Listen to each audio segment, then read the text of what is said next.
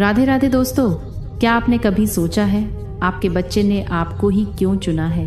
क्यों नहीं कोई और माँ बाप को चुना? क्या यह बस एक संयोग था या इसके पीछे कोई अदृश्य योजना है जो जन्म से पहले ही तय कर दी गई थी?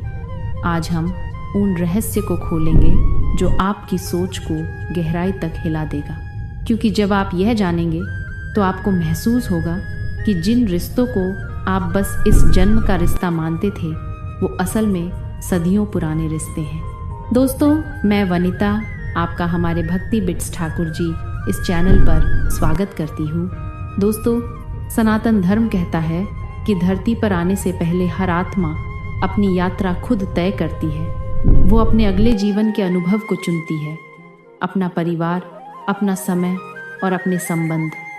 यह सब किसी भाग्य या संयोग से नहीं होता, बल्कि एक अदृश्य ब्रह्मांडीय योजना के अनुसार घटता है। जब एक आत्मा अपना पूर्व जीवन पूरा करती है तो वह कुछ समय के लिए विश्राम में चली जाती है, पर यह विश्राम अंत नहीं होता। वह उस दौरान अपने जीवन की समीक्षा करती है। कौन सी सीख अधूरी रह गई है, कहाँ प्रेम अधूरा रह गया, कहाँ उसने दर्द दिया और कहाँ उसे क्षमा नहीं मिली। वह सब कुछ आत्मिक स्तर पर देखती है। फिर एक अदृश्य ऊर्जा क्षेत्र में एक सभा होती है जहां अनेक आत्माएं एक दूसरे से संवाद करती हैं। वहीं यह तय होता है कि अगला जन्म किसे कहाँ लेना है, कौन किस आत्मा के साथ फिर से जुड़ेगा, कौन सा रिश्ता दोहराया जाएगा और किस अधूरे पाठ को पूरा किया जाएगा। वेदों में इस अवस्था को पूर्व संस्कारिक योजना कहा गया है, अर्थात आत्मा की वह योजना जो जन्म से पहले तैयार की जाती है। यह योजना प्रेम, कर्तव्य और अनुभव तीनों के संतुलन से बनती है। इसी योजना के तहत एक आत्मा जो अब आपका बच्चा है धरती पर आने की तैयारी करती है।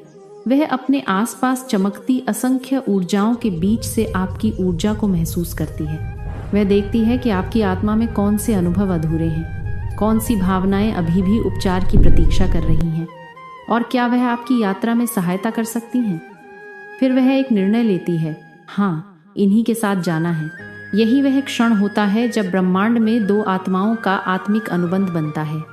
यह अनुबंध शब्दों में नहीं होता, बल्कि ऊर्जा के माध्यम से लिखा जाता है। उस अनुबंध में लिखा होता है, मैं तुम्हारे जीवन में आऊँगा ताकि तुम्हें प्रेम, धैर्य और स्वीकार का अर्थ सिखा सकूं। मैं तुम्हारा बच्चा बनूंगा ताकि तुम्हें क्षमा की शक्ति याद दिला सकूं। मैं तुम्हारी पुत्री बनूंगी ताकि तुम्हें अपने भीतर के प्रकाश से मिलवा सकूं। जब यह आत्मिक निर्णय पूरा होता है तो आत्मा प्रकाश की एक किरण बनकर माता के गर्भ में प्रवेश करती है। उस क्षण ब्रह्मांड में एक नई लहर उठती है, एक नई यात्रा की शुरुआत होती है। लेकिन इस प्रवेश के साथ ही आत्मा अपनी पुरानी स्मृतियां पीछे छोड़ देती है। वह सब भूल जाती है जो उसने योजना में देखा था, क्योंकि यही विस्मरण उसकी नई सीख की शर्त होती है। अगर आत्मा सब याद रखे तो जीवन में सीख मिलेगी, वह केवल दोहराव बन जाएगा। इसलिए आत्मा जब गर्भ में प्रवेश करती है तो उसे ढक दिया जाता है माया के पर्दे से। यह पर्दा उसे अपने पुराने जन्मों की स्मृतियों से मुक्त करता है ताकि वह नया अनुभव कर सके, नया प्रेम सीख सके और अपनी योजना को बिना पूर्व आभास के निभा सके। माँ को लगता है कि बच्चे ने उसे चुना, पर सत्य यह है कि बच्चे ने पहले से ही तय किया था कहाँ उतरना है, किससे जुड़ना है और किन भावनाओं को अनुभव करना है। कई बार हम कहते हैं, यह बच्चा मेरे जीवन में वरदान बनकर आया, क्योंकि वास्तव में वो आत्मा उसी समय आई होती है जब आपकी चेतना उस शिक्षा को स्वीकारने के लिए तैयार होती है। हर बच्चा अपने साथ एक ऊर्जा लाता है। वो घर की तरंगे बदल देता है, माँ के भीतर प्रेम का विस्तार कर देता है और पिता के भीतर जिम्मेदारी का प्रकाश जगा देता है। वो केवल एक नया जीवन नहीं लाता, वो अपने साथ एक नया अर्थ लेकर आता है। इसलिए कहा गया है बालक देवता का रूप है, क्योंकि जब कोई आत्मा नया जन्म लेती है तो वह अपने भीतर ईश्वर की ताज़ा स्मृति लेकर आती है। उसकी आंखों में वही शुद्धता होती है जो ईश्वर की पहली रचना में थी। जब आप अपने बच्चे को देखते हैं तो केवल एक देह मत देखिए, वह एक पुरानी आत्मा है जिसने आपको पहचान कर चुना है, क्योंकि उसे पता था कि इस बार आपकी कहानी अधूरी है। और वह इसे पूरा करने आई है। यह रिश्ता केवल रक्त का नहीं है, यह आत्मा का बंधन है। वो बंधन जो समय से परे है, जिसे जन्म मृत्यु नहीं तोड़ सकते। और शायद यही वजह है कि जब आप अपने बच्चे की आंखों में देखते हैं तो एक अजीब सी पहचान महसूस होती है, जैसे कहीं देखा हो, कभी मिला हो, कभी छुआ हो। वो एहसास कोई कल्पना नहीं, वो आत्मा का स्मरण है जो आपके भीतर गहराई में जागता है, क्योंकि यह रिश्ता इस जन्म का नहीं, असंख्य जन्मों का है। और हर जन्म में यह आत्मा किसी न किसी रूप में आपके जीवन को रोशन करने आती रहती है। कभी वह आपकी माँ बनी, कभी पिता, कभी मित्र, कभी वही संतान जो अब आपकी गोद में है। रूप बदलते हैं पर आत्मा का उद्देश्य वही रहता है, सीखना, सिखाना और प्रेम को पूर्ण करना। गरुड़ पुराण कहता है, आत्मा अपनी संगति से नहीं, अपने संस्कारों से जुड़ी रहती है। अर्थात जिस आत्मा से आपका भावनात्मक जुड़ाव बाकी है, जिससे आपने कभी प्रेम अधूरा छोड़ा या दर्द दिया, वह आत्मा पुनः आपके जीवन में लौटती है, कभी माता पिता बनकर, कभी संतान बनकर, ताकि दोनों आत्माएं मिलकर अधूरे चक्र को पूरा कर सकें। यही कारण है कि जब कोई बच्चा जन्म लेता है तो माँ बाप कहते हैं, लगता है इसे पहले से जानता हूँ। या कई बार कोई बच्चा जन्म के कुछ महीनों में ही अपनी पुरानी सी आदतों से चौंका देता है। वह सब यूं ही नहीं होता। यह आत्मा की स्मृतियों की झील मिलाहट होती है जो माया के पर्दे के पीछे से कभी कभी जान लेती है। हर बच्चा अपनी आत्मिक यात्रा के एक विशेष चरण पर आता है। कोई आत्मा बहुत प्राचीन होती है, परिपक्व और शांत, तो कोई अभी नई यात्रा पर है, सीखने और अनुभव करने की उत्सुक। इसलिए कुछ बच्चे जन्म से ही गहरे होते हैं, तो कुछ जीवन को खेल की तरह जीते हैं। दोनों सही हैं, बस उनके अध्याय अलग अलग हैं। शास्त्रों में कहा गया है कि जब आत्मा किसी घर का चयन करती है तो वह केवल भावनाएं नहीं, ऊर्जाएं भी चुनती है। माता पिता के विचार, उनकी जीवन शैली, उनका वातावरण उस आत्मा की प्रारंभिक तरंगें बन जाते हैं। गर्भ वह पहला मंदिर है जहां आत्मा पहली बार धरती की ऊर्जा को महसूस करती है। इसलिए कहा गया है, माँ की गोद ही आत्मा की पहली पाठशाला है। वहाँ से वह प्रेम, सुरक्षा और भावनाओं का स्वाद चखती है। अगर माँ शांति में है तो आत्मा का आरंभ भी शांति से होता है। अगर घर में प्रेम का वातावरण है तो आत्मा सहजता से अपनी यात्रा प्रारंभ करती है। और अगर वहाँ अशांति है तो वही पहला सबक बन जाता है कि कठिनाई में भी संतुलन कैसे बनाए रखना है। दोस्तों, ब्रह्म वैवर्त पुराण में एक सुंदर वर्णन आता है। जब आत्मा नया जन्म चुनती है तो उसके सामने अनेक द्वार खुलते हैं। हर द्वार एक अलग जीवन, एक अलग अनुभव की ओर ले जाता है। और आत्मा वह द्वार चुनती है जहां उसे सबसे अधिक सीखने का अवसर मिले। कभी वह सुख का द्वार होता है, कभी दुख का, पर आत्मा जानती है दोनों में विकास छिपा है। कभी कभी माता पिता यह सोचकर दुखी हो जाते हैं कि उनका बच्चा चुनौतीपूर्ण जीवन जी रहा है, परंतु अगर वे आत्मा की दृष्टि से देखें तो समझ पाएंगे कि वह आत्मा अपनी शक्ति साबित कर रही है, क्योंकि आत्मा वही अनुभव चुनती है जिससे वह सबसे तेजी से आगे बढ़ सके। जब कोई आत्मा बहुत प्रेम से भरी होती है तो वह ऐसे परिवार में आती है जहां प्रेम की कमी हो, ताकि अपने प्रकाश से वह उस अंधकार का वो भर सके। और जब कोई आत्मा सेवा की भावना लिए आती है तो वह ऐसे स्थान पर जन्म लेती है जहां दूसरों की मदद करना कठिन हो, ताकि वह अपने करुणा को कर्म में बदल सके। इसीलिए कुछ बच्चे जीवन में आते ही घर की ऊर्जा बदल देते हैं। कोई घर जो सालों से उदासी में था, वो अचानक हंसी से भर जाता है। वो बच्चा केवल मुस्कान नहीं लाता, वो अपने साथ ईश्वर की चेतना लेकर आता है। कभी कभी यह आत्मिक बंधन बहुत गहरा होता है। माँ बेटी के बीच एक अजीब सी समानता दिखती है, या पिता पुत्र जैसे एक दूसरे का प्रतिबिंब हो। वो इसीलिए क्योंकि उनके बीच का संबंध नया नहीं, पुराने जन्मों का विस्तार है। उन्होंने पहले भी एक दूसरे के साथ यात्रा की है और अब वही अध्याय नए रूप में आगे बढ़ रहा है। हर रिश्ता एक वादा होता है और हर जन्म उस वादे की अगली पंक्ति। आपका बच्चा आपका अराणी नहीं है, वह आपका साथी है जो आपके साथ मिलकर आत्मा के स्तर पर विकास कर रहा है। कभी कभी बच्चा कम उम्र में ही चला जाता है। हम सोचते हैं इतनी जल्दी क्यों, पर आत्मा के दृष्टिकोण से देखा जाए तो वह आत्मा अपना छोटा सा पाठ पूरा कर चुकी थी। वह आई थी सिखाने कि प्रेम बिना अपेक्षा के भी हो सकता है और स्वीकार सबसे बड़ा साहस है। और कभी कोई बच्चा बहुत बीमार रहता है तो वह परिवार को करुणा और धैर्य का पाठ पढ़ा रहा होता है। हर परिस्थिति में एक आत्मिक अर्थ छिपा होता है, बस हमें आंखें खोलनी होती हैं। शास्त्रों में कहा गया है, यथा भावो तथा जन्म, अर्थात आत्मा जिस भाव में होती है उसे वैसा ही जन्म प्राप्त होता है। अगर आत्मा प्रेम की तरंग में है तो वह प्रेम में ही घर पाती है। अगर आत्मा कर्मों के बंधन में है तो वही बंधन उसके अगले अनुभव बनते हैं। माँ, बाप और बच्चे के बीच यही अदृश्य गणित चलता है। कोई सज़ा नहीं होती, कोई इनाम नहीं, सिर्फ सीख होती है, सिर्फ प्रेम की यात्रा। इसीलिए जब आत्मा कर्मों के बंधन में मनु बिकारा कि अदृश्य गणित, पक्का बच्चा आपसे कुछ सीखता है तो आप भी उससे उतना ही सीखते हैं। वह आपके धैर्य की परीक्षा लेता है, आपके भीतर की करुणा को जगाता है और कई बार आपकी आत्मा के पुराने दर्द को बाहर लाकर उसे भर देता है। यही कारण है कि जब कोई बच्चा हंसता है तो वो सिर्फ वातावरण नहीं, पूरे घर की ऊर्जा को बदल देता है। वो एक जीवित आशीर्वाद है, एक स्मरण कि ईश्वर अभी हमारे भीतर प्रेम की भाषा बोलता है। माँ बाप और संतान का यह बंधन केवल जन्म तक सीमित नहीं है। ये एक ऐसा धागा है जो बार बार बुनता है, हर जीवन में नया रूप लेता है, पर उद्देश्य वही रहता है, एक दूसरे को पहचानना, एक दूसरे को पूर्ण करना। और जब आप ये समझ लेते हैं तो आपके भीतर शिकायतें समाप्त हो जाती हैं।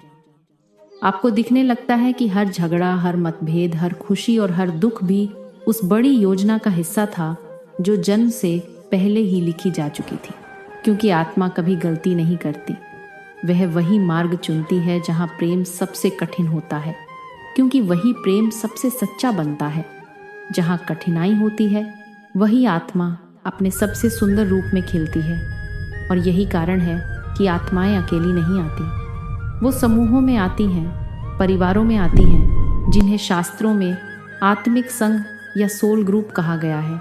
हर आत्मा कुछ चुनी हुई आत्माओं के साथ यात्रा करती है। वो एक दूसरे से जुड़ी रहती हैं, चाहे रूप बदल जाएं, जगह बदल जाएं, जन्म बदल जाएं। कभी वही आत्मा आपकी माता बन जाती है, कभी वही आपके मित्र और कभी वही आपका बच्चा।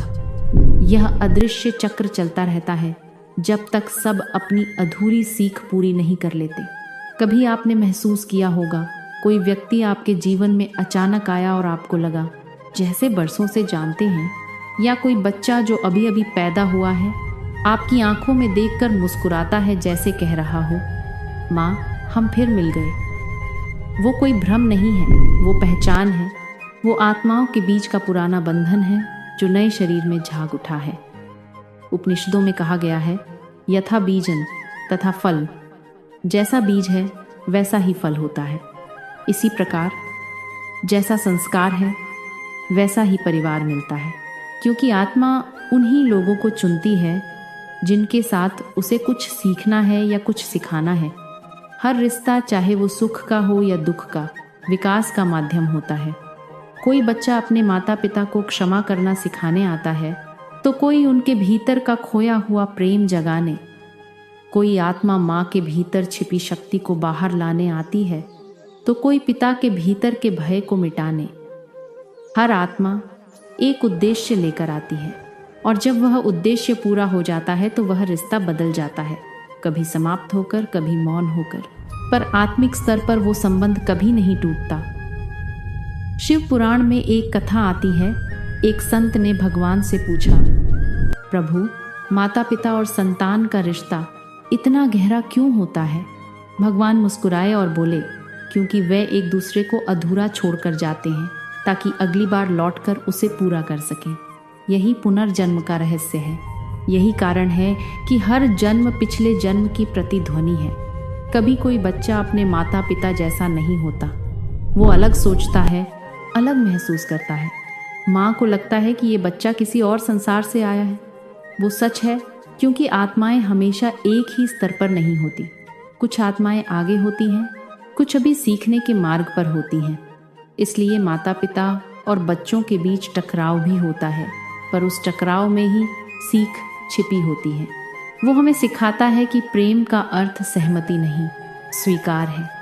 कभी कभी यही आत्मिक समूह कई जन्मों में एक साथ आता है। एक ही परिवार बार बार जन्म लेता है, बस भूमिकाएं बदल जाती हैं। जो इस जन्म में पिता हैं वे अगले जन्म में माता बन जाते हैं।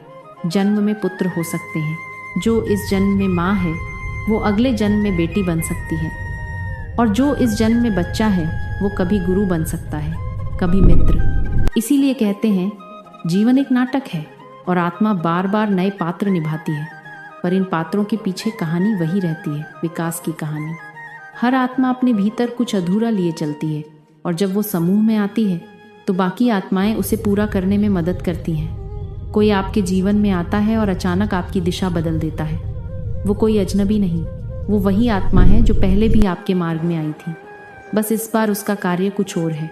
दोस्तों, विज्ञान अब धीरे धीरे इस सच्चाई को स्वीकारने लगा है। कई बच्चों ने पिछले जन्म की यादें बताईं जो बाद में सच साबित हुई। कई लगानेग ऐसे मिले जिन्होंने अपने सपनों में किसी आत्मा से संवाद किया और फिर वही आत्मा अगले जन्म में उनके बच्चे के रूप में आई। ये सब संयोग नहीं है, ये आत्मा की स्मृतियों की फुसफुसाहटें हैं जो कभी कभी माया के पर्दे से आर पार हो जाती हैं। माँ के गर्भ में जब आत्मा प्रवेश करती है तो उसके साथ सूक्ष्म ऊर्जा का एक क्षेत्र भी आता है। उस क्षेत्र में उसकी सारी अधूरी भावनाएं होती हैं। इसलिए कई बार बच्चा वही डर, वही पसंद, वही प्रवृत्ति लेकर जन्म लेता है जो उसकी आत्मा पहले से ढो रही थी। और जब माता पिता उसे समझते हैं तो वो केवल पालन पोषण नहीं कर रहे होते, वे उस आत्मा की पुरानी कहानी को पढ़ रहे होते हैं। कभी कोई बच्चा बहुत कम बोलता है, कभी कोई बहुत संवेदनशील होता है, कभी कोई अचानक बहुत ज्ञानपूर्ण बातें कह देता है। ये सब आत्मा के पूर्व जन्म की गूंजें होती हैं। वो छोटे छोटे संकेत देते हैं कि आत्मा सिर्फ नवजात नहीं, वो एक पुराना यात्री है जो फिर से सफ़र शुरू कर रहा है। इसलिए जब कोई बच्चा कहे, माँ मैं पहले भी तुम्हें जानता हूँ, तो मुस्कुरा कर कहना, हाँ शायद हमने पहले भी एक साथ यात्रा की थी, क्योंकि यह सच है। आत्माएं हमेशा अपने प्रियजनों के पास लौटती हैं। वो तब तक लौटती रहती हैं जब तक प्रेम पूर्ण नहीं हो जाता, जब तक सीख समाप्त नहीं होती, जब तक आत्मा स्वयं को परमात्मा में नहीं पहचान लेती। यही कारण है कि कुछ रिश्ते इतने गहरे होते हैं कि शब्दों में व्यक्त नहीं हो सकते। वो संबंध किसी भाषा, किसी वचन या किसी स्पर्श से परे होते हैं। वो बस महसूस होते हैं, जैसे एक पुराना गीत जिसे आत्मा याद रखती है। और जब हम ये समझ लेते हैं तो हमें पता चलता है कि किसी का जाना भी अंत नहीं है, क्योंकि आत्मा फिर लौटेगी किसी नए रूप में, किसी नए कहानी में। लेकिन वही प्रेम लेकर, वही वादा लेकर हर आत्मा फिर लौटती है। वह आती है नए पर, स्थितियों में, नए रिश्तों में, नए नाम और चेहरे के साथ, पर उसका मूल संदेश एक ही रहता है, सीखना और पूर्ण होना। दोस्तों, शास्त्र कहते हैं कि जब आत्मा बार बार जन्म लेती है तो वह अपने कर्मों के अनुसार ऊर्जात्मक स्तर बदलती है। हर जन्म उसे थोड़ा थोड़ा ऊंचा उठाता है जब तक वह स्वयं को ईश्वर से अलग महसूस करना छोड़ दे। और यही वह क्षण है जहां माया का पर्दा धीरे धीरे उठने लगता है। माया क्या है? वो भ्रम जो हमें केवल शरीर और नाम तक सीमित रखता है। वो पर्दा जो आत्मा पर डाल दिया जाता है ताकि वह पुराने जन्म की स्मृतियों के बोझ के बिना नया अनुभव कर सके। पर जैसे जैसे आत्मा विकसित होती है वह पर्दा पतला होने लगता है। तब स्वप्नों में, संवेदनाओं में, कभी कभी आंसुओं में भी पुराने स्मरण झलकने लगते हैं। आपने कभी महसूस किया होगा कि आपके बच्चे की आंखों में कोई अजीब सी गहराई है, जैसे वो आपको पहचान रहा हो। वो सिर्फ प्रेम नहीं, वो स्मृति का बीज है जो माया के नीचे अब भी जिंदा है। वो याद नहीं कर पाता, पर महसूस कर लेता है कि आप उसके अपने हो। यही माया का सौंदर्य है, वह भुला देती है ताकि हम नया सीख सकें। और फिर वो भूल ही हमें याद करने की प्रेरणा देती है। जब हम जीवन में दर्द, प्यार, वियोग या सफलता का अनुभव करते हैं तो आत्मा धीरे धीरे समझने लगती है कि वो सिर्फ अनुभव ही तो है, उसकी सीख का हिस्सा। और एक दिन वो समझ जाती है कि जिसे वो दूसरा समझ रही थी वो भी उसी का ही प्रतिबिंब है। माँ और बच्चा, गुरु और शिष्य, पति और पत्नी, मित्र और शत्रु, सब एक ही चेतना के अलग अलग पात्र हैं। यही बोध मोक्ष की पहली सीढ़ी है। मोक्ष का अर्थ सिर्फ मृत्यु के बाद मुक्ति नहीं, मोक्ष का अर्थ है भीतर से जागना। जब आत्मा अपने अस्तित्व को पहचान लेती है तो वो किसी बंधन में नहीं रहती। फिर वो जन्म मृत्यु के चक्र को देखती है पर उसे छूती नहीं।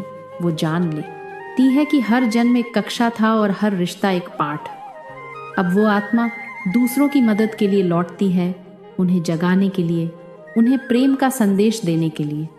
ऐसी आत्माएं देवतुल्य हो जाती हैं जो अपने मोक्ष के बाद भी दूसरों की चेतना को उठाने के लिए कार्यरत रहती है।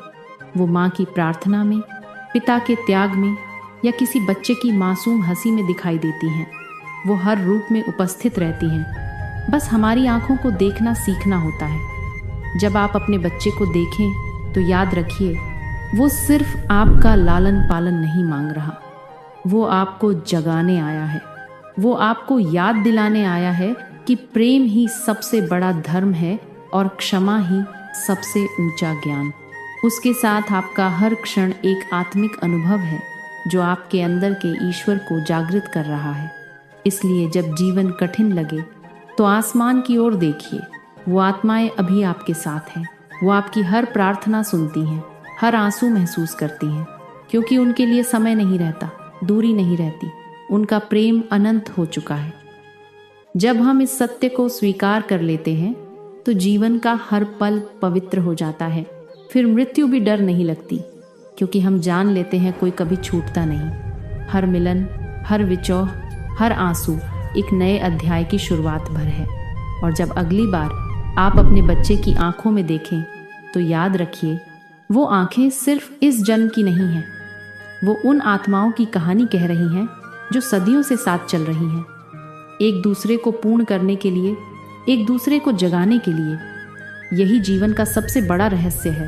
यह पाठ बताता है कि बच्चे माता पिता को संयोग से नहीं बल्कि आत्मा की पूर्व नियोजित योजना के अनुसार चुनते हैं।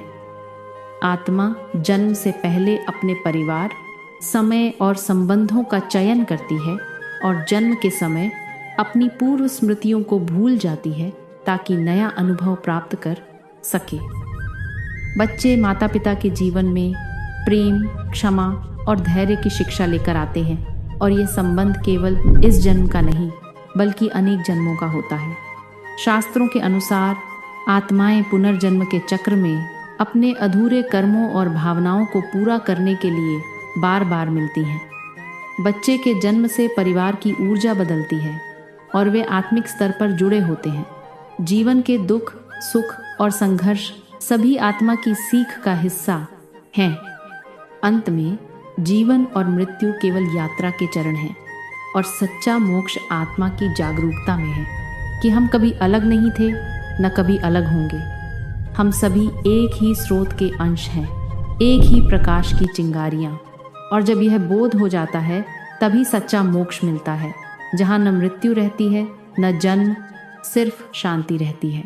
दोस्तों, इस संदेश को अपने दोस्तों और परिवार के साथ साझा करिए ताकि वे भी समझ सकें कि उनके रिश्ते सिर्फ संयोग नहीं, एक आत्मिक प्रतिज्ञा है। दोस्तों, आपको जानकारी महत्वपूर्ण लगी हो तो वीडियो को लाइक करें और शेयर करें।